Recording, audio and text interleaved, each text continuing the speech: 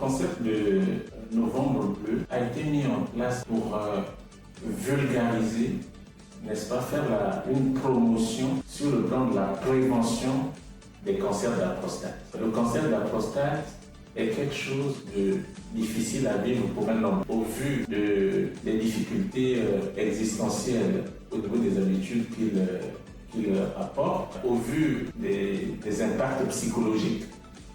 Parce que la fonction érectile est atteinte, parce qu'un homme se sent plus ou moins handicapé quand il en souffre. Donc, il est important de faire un bon programme de prévention, de vulgariser pour que la gente masculine comprenne que chaque année, il est important d'aller se faire dépister.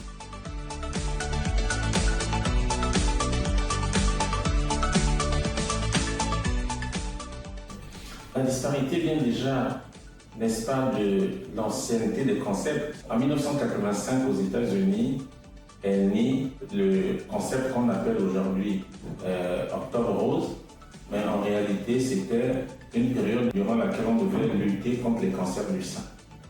Ce concept a été repris en 1994 en France et c'était les journées du cancer du sein. On est arrivé à Octobre Rose parce que c'est durant le mois d'octobre que ces activités se passent. Alors qu'en ce qui concerne les cancers masculins, c'est récemment. Alors, le deuxième point, c'est qu'il faut dire que les femmes, elles se fédèrent beaucoup plus facilement que les hommes. Et notamment au niveau du Gabon, elles ont un plus, c'est qu'il y a plus de femmes que d'hommes au Gabon. Dans le cadre des associations, les femmes sont plus vivantes. Il n'est pas étonnant de constater qu'il y a un programme annuel de prévention qui a été mis en place en ce qui concerne Octobre Rose. Dans la ville, on voit des activités, n'est-ce pas, de dépistage, associées à d'autres activités récréatives. On voit des courses, on voit des sensibilisations. Sur Internet, on voit des pages qui ont été mises en place. Alors qu'en ce qui concerne Novembre Bleu, les hommes généralement sont un tout petit peu nonchalants.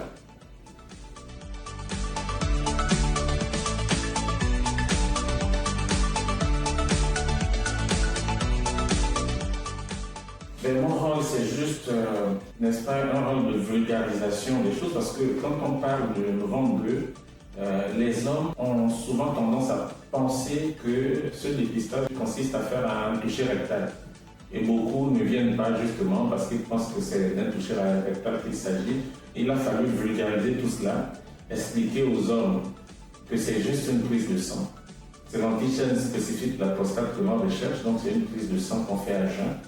Et en fonction de l'âge et du résultat trouvé, on pourrait parler de suspicion d'un cancer. Mais attention, lorsque ces PSA sont élevés, au-dessus de la normale, il y a beaucoup d'autres facteurs qui n'ont rien à voir avec le cancer et qui, n'est-ce pas, pourraient expliquer l'élévation des PSA. Je prends l'exemple de quelqu'un qui souffre des chlamydiés. Si quelqu'un souffre des chlamydiés, ses PSA seront élevés. Quelqu'un qui a eu des rapports sexuels la veille a bousculé sa prostate, il est évident que quand il fera son PSA, il sera élevé. Quelqu'un qui est constipé, il s'agit, n'est-ce pas, d'une pression au niveau de la zone, il aura son PSA élevé. Et bien entendu, puisque c'est des immunoglobulines que l'on recherche, quelqu'un qui a mangé va complètement bousiller son résultat.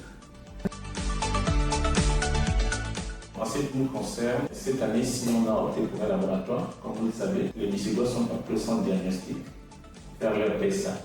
Mais le ministère de la Santé a mis en place plusieurs centres dans lesquels n'importe quel homme pourrait partir, n'est-ce pas, se faire dépister. La liste de ces centres a été suffisamment vulgarisée au niveau national. Je sais, par exemple, au niveau du CHU de Libreville, c'était possible d'aller se faire dépister. Tous les CHU d'ailleurs, je sais qu'au niveau du ministère de la Santé, il y a plusieurs centres qui ont été mis en place pour, n'est-ce pas, un dépistage gratuit des cancers de la prostate.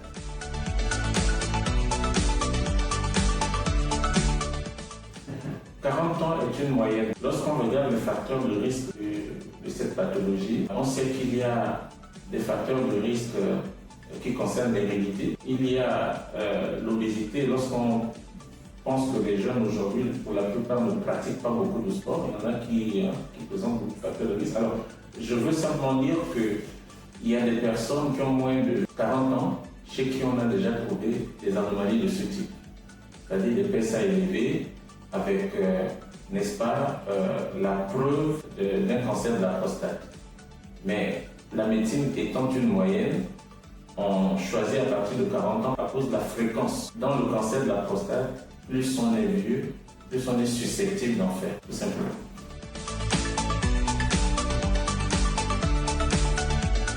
Les symptômes, ils ne sont pas nombreux, sont très simples. Le premier des symptômes, c'est lorsqu'un homme a une douleur à l'éjaculation, il doit s'inquiéter.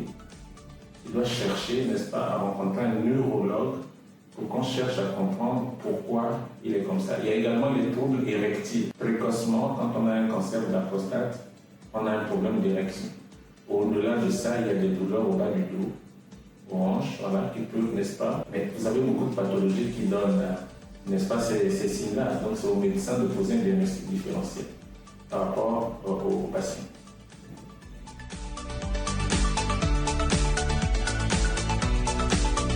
Un conseil très simple. En ce qui concerne les hommes, il faut faire son PSA chaque année. Parce que ce sont des cancers qui sont mieux pris en charge lorsque la découverte est précoce. Parce que malheureusement, lorsque ces pathologies sont métastases, la prise en charge devient de plus en plus difficile.